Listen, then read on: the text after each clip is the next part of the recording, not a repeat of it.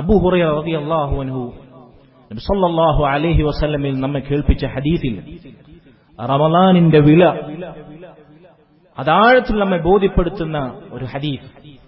അതിൽ നമുക്കിങ്ങനെ കാണാം, മുസ്ലിമീങ്ങളുടെ കൂട്ടത്തിൽ ഇസ്ലാം സ്വീകരിച്ചു വന്ന രണ്ടുപേർ, അവർ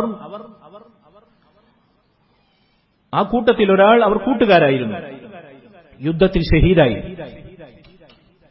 രണ്ടാമത്തെ വ്യക്തി പിറ്റേ വർഷം സ്വാഭാവിക മരണം മരിച്ചു.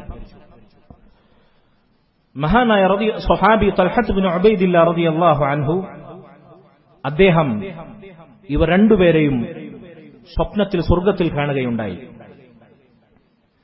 ആദ്യം മരണപ്പെട്ട ഷഹീദായി മരണപ്പെട്ട വ്യക്തിയേക്കാൾ ഒരു വർഷം കഴിഞ്ഞ് സ്വാഭാവിക മരണം വരിച്ച വ്യക്തി സ്വർഗത്തിൽ പദവി അലങ്കരിക്കുന്നതായി, ഉന്നത സ്ഥാനത്തെത്തിയതായി അദ്ദേഹം കണ്ടു.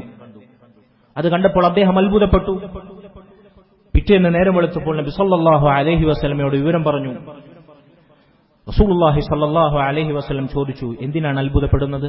അലൈസ ഖദ് സാമ ബഅദഹു റമദാൻ, ആ ഷഹീദായ വ്യക്തിയേക്കാൾ ഒരു വർഷം കൂടുതൽ റമദാനിൽ നോമ്പെടുത്ത് അദ്ദേഹം ജീവിച്ചല്ലോ. റമദാനാണ്, ആ ഒരു വർഷക്കാലത്തെ റമദാനാണ് ഷഹീദായ വ്യക്തിയേക്കാൾ സ്വർഗത്തിൽ ഇദ്ദേഹത്തിന് പദവി വർദ്ധിപ്പിച്ചു നൽകിയത് എന്ന് റസൂലുള്ളാഹി സ്വല്ലല്ലാഹു അലൈഹി വസല്ലം മറുപടി പറഞ്ഞു.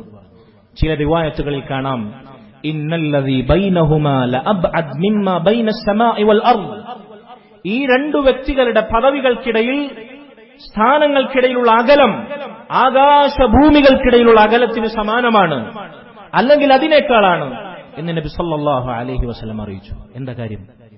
ഒരൊറ്റ വർഷത്തെ റമദാൻ. ലാ ഹൗല വലാ ഖുവത ഇല്ലാ ബില്ലാഹ്. അതുകൊണ്ട് സഹോദരങ്ങളെ, ഓരോ റമദാനും നമ്മുടെ ജീവിതത്തിൽ വലിയ വഴിത്തിരിവാകേണ്ടതുണ്ട്. അതിനുവേണ്ടി കാര്യമായി നമ്മൾ മുന്നൊരുക്കങ്ങൾ നടത്തേണ്ടതുണ്ട്.